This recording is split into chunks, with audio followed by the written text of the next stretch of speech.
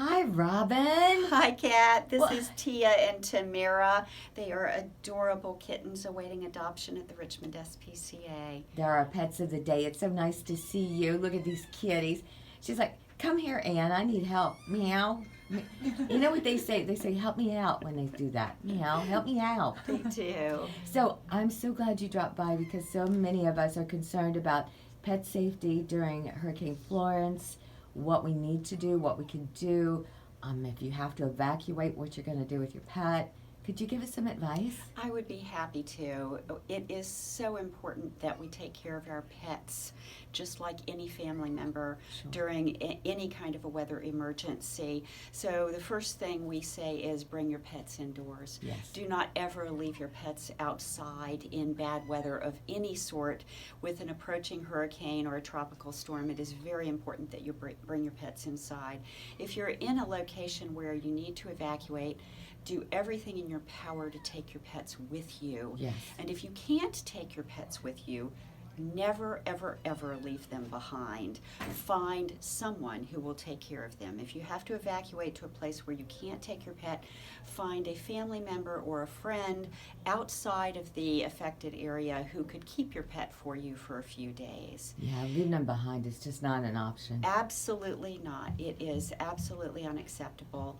It is also important and make it easier for you in doing that, in evacuating or in taking them to a family friend to keep them. If you put together a package of what you'll need, so you have it all together in Sure. advance of when you need to go.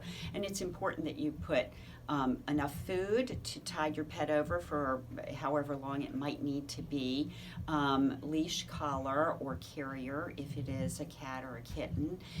It is important that you make sure that they have identification. Of course, microchipping is best, Yes. but if you don't have a microchip in your pet, or if the information on it is not up to date, then it is important to have a tag on them that will provide all of the information so that someone could reunite your pet with Yes, yes. you. And lastly, it really helps if you can get the veterinary medical records if you have them together, so that that will help if you need to take your pet somewhere that is apart from you, or you need to go with your pet to a hotel or another place of safety.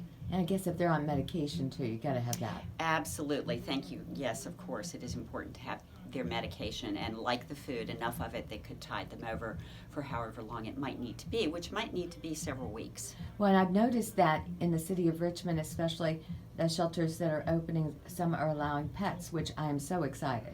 I think there's one in the Is that Richmond Linwood? area, it's Holton Elementary, Oh. that will allow people to come with their pets, which is what we have urged for many, many years. So we are delighted Yay. that that is the case. That is such a great thing to find somewhere where you can take your pet. Some hotels, you can't count on a hotel because we have all the people who have been evacuated from the coast in the area. Absolutely, absolutely. Okay, so check ahead, see if you can take your pet.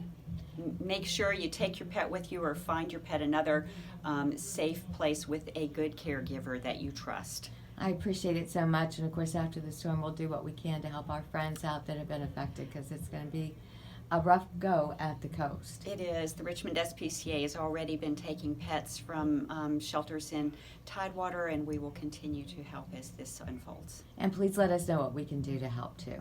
Yes, absolutely. We will do that. Thank you. Thank you, Kat.